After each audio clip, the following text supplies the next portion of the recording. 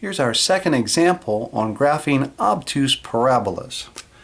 First step, we must look at the first two terms in our quadratic equation. We want to pull out the fraction. So we'll say y equals 1/3. I like to use the bracket there. And recall from the first video that these numbers should get bigger. So this becomes x squared. And then I'm actually multiplying this, so this becomes minus 6x. And if you want to check that, 1/3 of -6 would be -2. Leave that ominous space and take this -5 and we'll just kick that right onto the outside. Next, I have to complete my square, so I'll cut this middle term in half, which is -3. -3 squared would be +9. Then I have to look and ask myself, what did I actually do to the equation? I've just added 3, because 1/3 of 9 is 3. So if I've added 3, I have to balance by subtracting 3. Next step, I can condense this. I can say y is equal to 1/3 x minus 3, quantity squared, minus 8. From this, as I look at this here, I know that I have a vertex that would be located at 3, -8. Remember, you take the opposite of what's in the parenthesis, keep what's on the outside. And then the next step is to actually try to graph this. Once again, I'm just going to freehand today. So I'm creating my vertex. I go 3 units to the right and down 1, 2, 3, 4, 5, 6, 7, 8. Here's my vertex. With this being my vertex, my standard movements, because this is a positive, I know I'm opening upward, so it opens up, which means that the vertex would be a min. I know I'll never get lower than this value here. And with this 1/3, it tells me that my movement should now be multiplied both horizontally and vertically. So my first movement would be 3 units to the right and then 3 units up. 3 units to the left, 3 units up. 1, 2, 3. Again, I'm just freehanding this here. Probably a little bit further. And next I would go 6 and 12. And that's probably as far as I'd be able to get on this graph. I'm going to run out of space. So 1, 2, 3. Here's a point. The sister point's going to be all the way over here. And we connect those dots.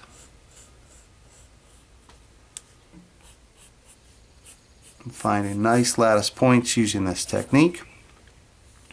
This would be considered an obtuse opening. And then when we talk about our domain and range, domain is your collection of x values. So the question is, in this graph, which x values have been activated? And as you look at this, I can go as far left as I want, I can go as far right. The way we identify that is we say we can go from -infinity to +infinity.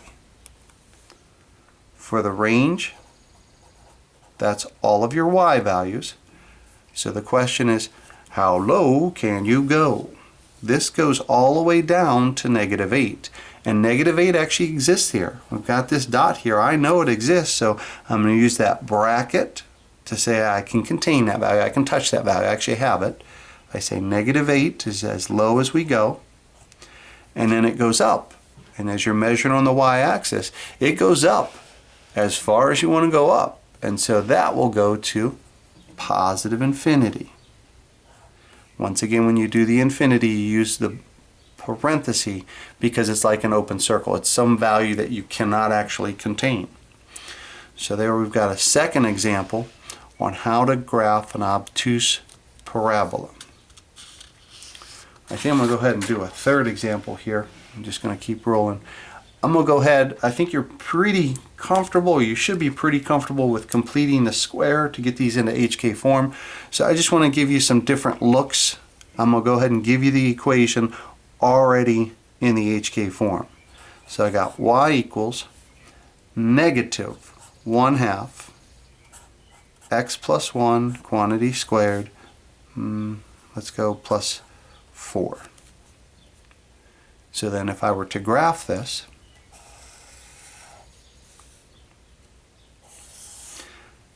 I have to say that my vertex will be the opposite of what's in the parentheses, so it's at -1, and then I keep this value here, which is 4. So I go left 1, up 1, 2, 3, 4. Here's my vertex.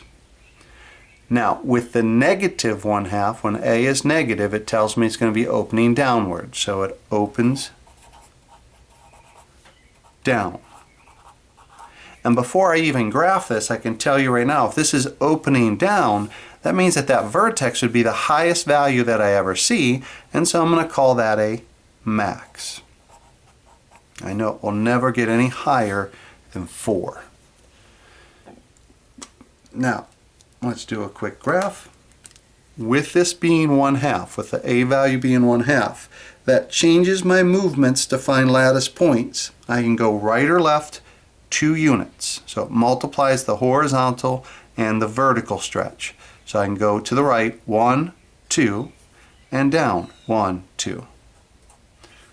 To the left 1, 2, and that's the sister point. Next I could go from the vertex right 4, 1, 2, 3, 4. Traditionally I expect to go 4 because that's our standard movements, but 4 times 2 would be 8. So that's going to drop down to here.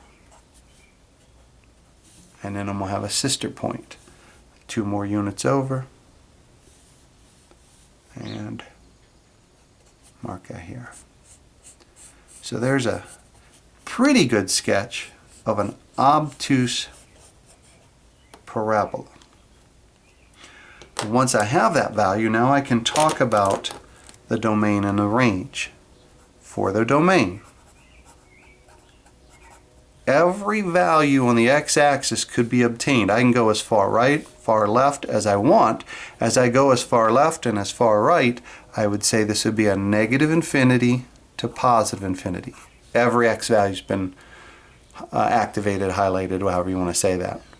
For the range, however, and this is where sometimes students get a little confused, you have to make sure, like when you're talking domain, that I go from left to right. So it's from the negatives to positive. It's just like when you list a number in a set. It has to be least to greatest. So I'm going from the left to the right for the domain, negative infinity to positive infinity. For the range, it has to start down here. It has to be the lowest y value you have all the way up to the highest. Well, my lowest value, I don't ever get to a lowest. This goes down to negative infinity. So you start with the negative infinity, and as high as you go, you can only go up to 4. I can never get higher than 4 on the y-axis. So I do comma 4, and I contain the value 4. I can touch it. It exists. So I'll put that as a bracket, meaning that will be a barrier, a stopping point that I actually can obtain. I can touch that value. So that's how you're going to do your domain versus your range. And we'll call that example 3.